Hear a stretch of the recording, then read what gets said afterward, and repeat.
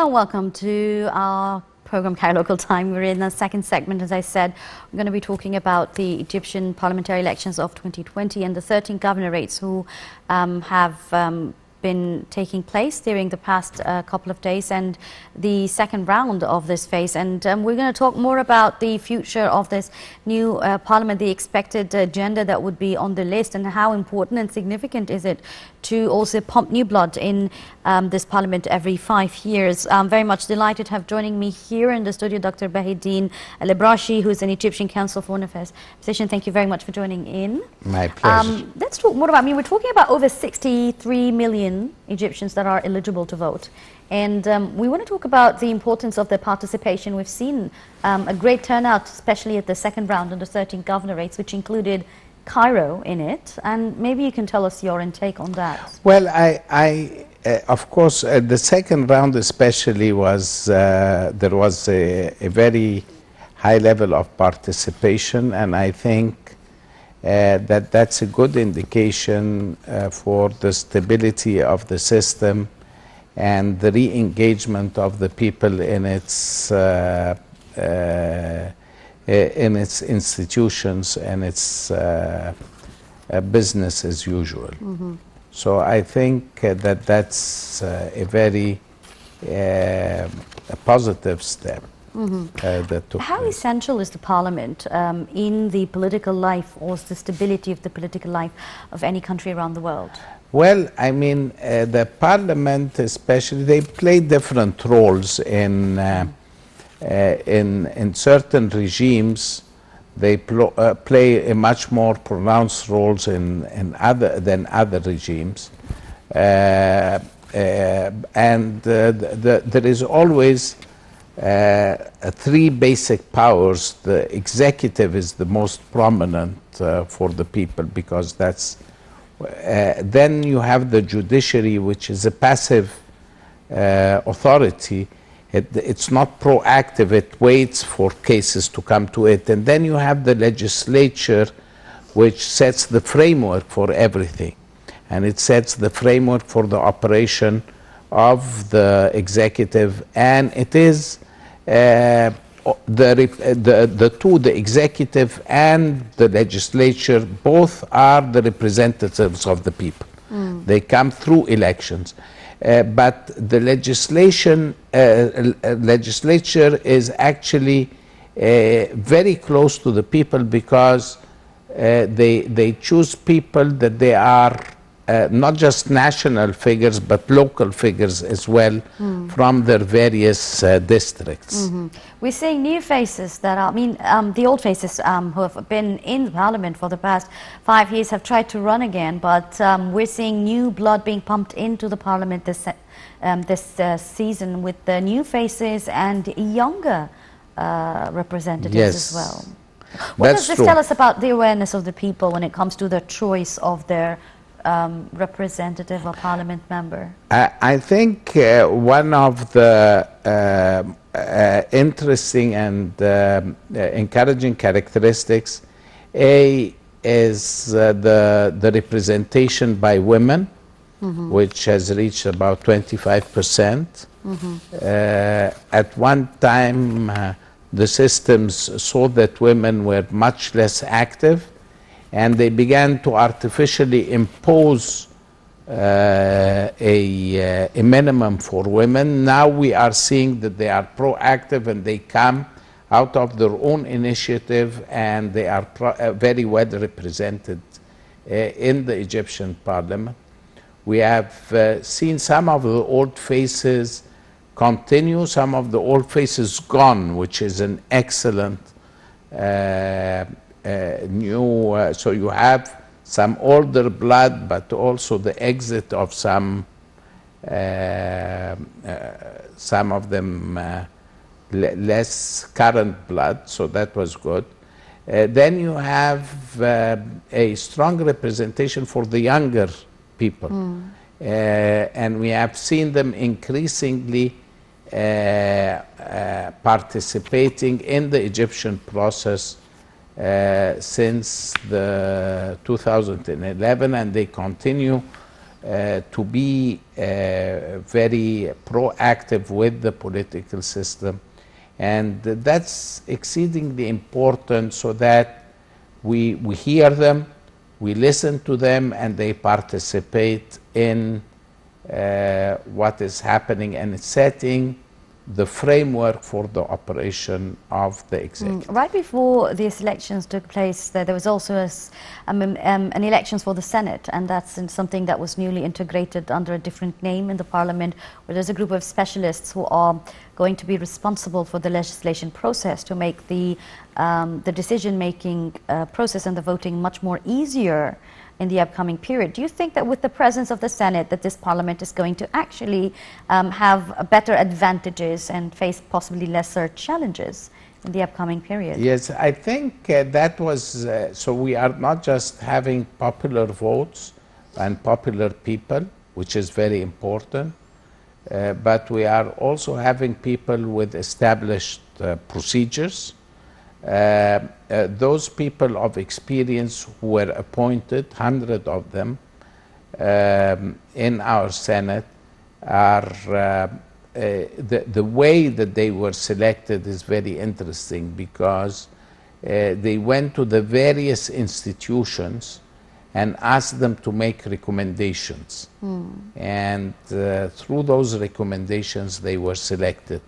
So in a way, they are a representative or perceived as a representative people of expertise from the various institutions that recommended them or nominated them to the president. We're seeing more parties also having representatives to represent their parties, political parties, in this Parliament of 2020, and specifically the youth generation parties, and empowering youth within these parties, these political parties, to take part and be an active role player in this Parliament. How do you see that being also as part of a healthy process for a more democratic, stable political life in Egypt in the upcoming 5 years? Yes, that's correct. I mean, I think some of the parties who have not, who don't have as much roots as they should, were also asked to nominate certain of their candidates, and that's what they did. And hopefully this will encourage such parties in towards more participation in the political system in the future. Yes, I want to talk more about the challenges of this, the nature of the voting and the elections this time. The whole world is facing pandemic, and we've seen successfully even those who are voting abroad that were in cooperation with their consulates or embassies and monitored by the Ministry of Immigration here in Egypt, to be able to ensure that people would cast their ballots via a post office. For as part of the precautionary measures. Also here, we've seen the voting process take place under tight precautionary measures and restrictions, and monitor and observation by the Ministry of Health in cooperation, of course, with the Ministry of Interior. How successful was this role model in light of the pandemic challenge? First, the pandemic challenge is very important to address because we need to encourage, first take care of our people, that's number one, and number two, we need to encourage tourism, and Egypt therefore should take this pandemic very seriously, which it is. But you have to also realize that Egypt is more fortunate than other countries in terms of the pandemic for several factors. For example, the people over 60 in Egypt are 5%. In countries like Italy, it's 38%. So countries like Italy are more vulnerable to this, especially the COVID-19, the string of corona, which the recent string of corona. Egyptians seem to have to be balancing between precautionary measures on the one hand, but also not restricting their economy and their participation in the economy on another. And therefore, we have seen people participating in our elections with precautionary measures, but most of them in person. It was most of the mailing vote was done by those who were outside the country. Now, what are the issues that you think should be the priority list on the upcoming Parliament inauguration of 2020, especially that 5 years ago the challenges and the nature of the problems that were here in Egypt were very different. Now we have moved a far big leap of steps in terms of the economic reform program, or even raising awareness and rights and so forth. What's new on the agenda did you think should be a top priority for this Parliament? There are three top priorities, which are the economy, then the economy, and finally the economy. Those are the priorities. And we are living in a developing world. We have to address issues like energy, and to legislate issues like energy. We are seeing the importance of renewable energy. We are seeing a restriction on fossil fuel energy, and we need a legislature that can encourage clean energy in Egypt. So that is an important economic aspect that needs to be addressed. There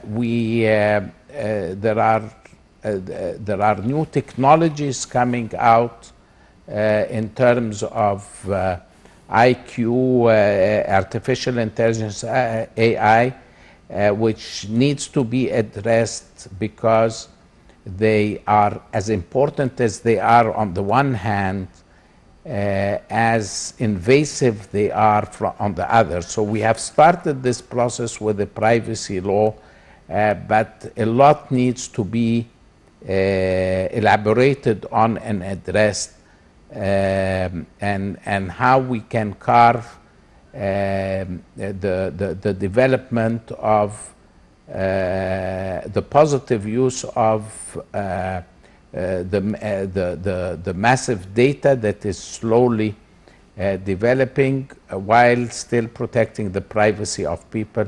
A lot of more detailed legislature should be addressing this, especially when it comes to data repositories and how we can secure the national interests of Egypt, because those could be a serious threat. So there are a lot of issues that needs to be addressed by the Parliament to put Egypt in the forefront of the quickly developing world, which we have not seen it going at a sufficiently a quick pace as it should in the past Parliament, and we hope that there will be more of it to come in the coming Parliament to make Egypt more of a legalistic society where people know the rights and obligations rather than leave it to unclear administrative affairs. So that's in terms of what the entire Parliament should be working towards. What about the advice that you would suggest to give out to the individual participants who are very eager to start the sessions and are looking forward to a very hard-working 5 years? What do you advise them personally? I would advise them to create a strong working group with the people of experience that have been selected. They are a source of important expertise, and also seek others from within the country to be able to understand the developments and set legislation which is responsive to the new challenges that Egypt is facing and the whole world is facing. When you look at the developments, legislative developments in many of the countries related to new transport systems, new data management systems, we need to, instead of reinventing the wheel, to expose ourselves internationally and try to select from this what suits us best. That's very interesting, and of course, looking forward. I mean, speaking of going international, the whole world is now looking forward to, the new parliament, and this is also definitely reflecting positivity and stability to Egypt and its political life. Unfortunately, our time is up. I would like to thank you very much, Dr. Bahieddine Al-Abrashi, Egyptian Council of Foreign Affairs. Thank you very much for joining us on this program. That brings us to the end of our program of Cairo Local Time. Thank you very much for watching.